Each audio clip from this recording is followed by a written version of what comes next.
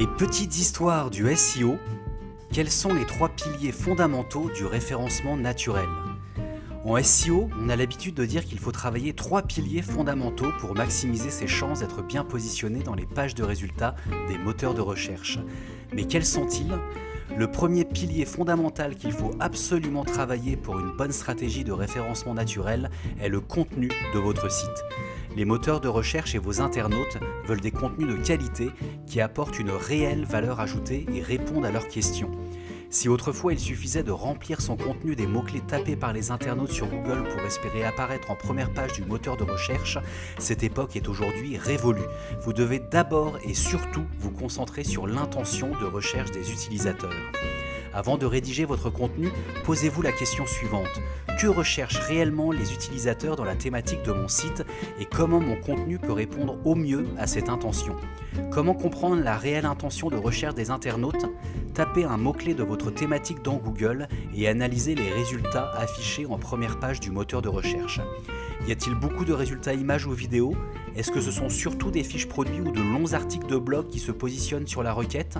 Est-ce qu'une carte apparaît dans les résultats avec différents points rouges faisant référence à des adresses? Ce sont autant d'indications sur ce que recherchent les internautes lorsqu'ils tapent leur requête. À vous d'adapter votre contenu en conséquence. Le deuxième pilier fondamental du SEO est la technique. L'objectif ici est d'améliorer l'exploration et l'indexation des pages de votre site par les robots des moteurs de recherche. Derrière ces termes techniques se cache en réalité une évidence. Pour que Google puisse bien positionner vos contenus dans ses pages de résultats, encore faut-il qu'ils les connaissent. Il faut donc aider ces robots d'exploration à découvrir vos pages. Étant donné que les robots parcourent un site en suivant ses liens internes, le maillage interne est un élément incontournable d'une bonne stratégie SEO. Tous les contenus ayant un intérêt à être visibles dans Google doivent pouvoir être accessibles en quelques clics seulement depuis la Home.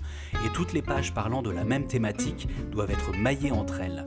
C'est utile autant pour les utilisateurs qui vont pouvoir approfondir un sujet que pour les robots qui vont d'autant mieux comprendre les différents sujets abordés sur votre site que votre maillage interne sera cohérent.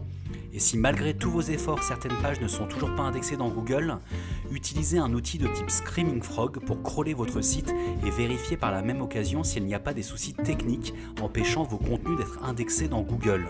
Une balise robot non index n'aurait-elle pas été malencontreusement insérée dans le head de votre code source? N'auriez-vous pas donné pour indication au robot de ne pas explorer certains répertoires spécifiques de votre site via le fichier robot.txt? Proposez-vous une version dégradée de votre contenu sur mobile par rapport à une navigation sur desktop? Ce sont autant de questions techniques et non exhaustives qu'un expert en référencement naturel va se poser pour résoudre les problèmes existants et améliorer la visibilité de votre site. Et enfin, le troisième pilier fondamental du SEO est ce qu'on appelle la popularité. C'est quoi la popularité? C'est le nombre et la qualité des backlinks obtenus par une page web. Il s'agit en réalité du pilier originel du SEO, puisque c'est en identifiant le nombre de liens obtenus par une page que Google a commencé à effectuer son classement dans son moteur. Plus une page recevait de liens d'autres pages, plus cela voulait dire qu'elle était populaire et plus elle était susceptible de remonter dans le classement de Google. C'est ce qu'on appelle le PageRank, le premier des algorithmes de Google, conçu par l'un des 2 fondateurs du moteur de recherche, Larry Page. Cet algorithme a évolué et s'est perfectionné au fil des années et on parle aujourd'hui de PageRank thématique ou sémantique.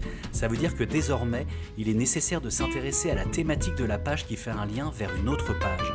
Plus la thématique d'une page qui contient un lien sera proche de celle qui reçoit ce lien, plus ce backlink aura de la valeur aux yeux de Google.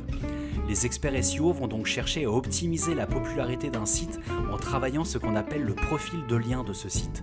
Le nerf de la guerre est d'obtenir des backlinks de sites déjà populaires aux yeux de Google et traitant de la même thématique que le site qu'on cherche à optimiser. Et tout ça avec des encres de liens variées pour ne pas que le moteur de recherche suspecte une suroptimisation. En résumé, les 3 piliers du SEO que sont le contenu, la technique et la popularité sont indispensables à la mise en place d'une bonne stratégie de référencement naturel, mais ils sont également complémentaires.